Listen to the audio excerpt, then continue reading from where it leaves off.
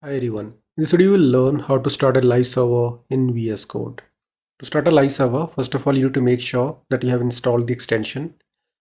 Simply go to File menu, then go to Preferences, then go to Extensions. And here in the Installed section, you can see I have installed Live Server. So make sure you have installed it. If not, simply search here Live Server.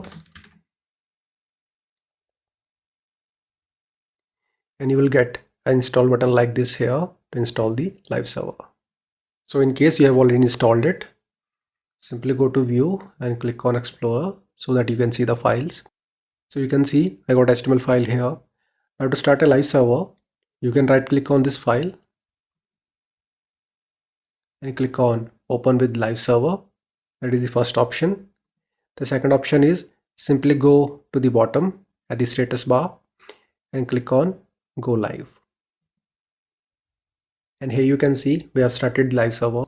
It's running on port 64194. Simply go to VS Code to verify this.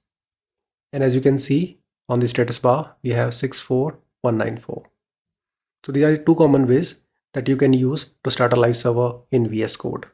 So I hope you understood how to achieve this. See you in the next video. Have a nice day.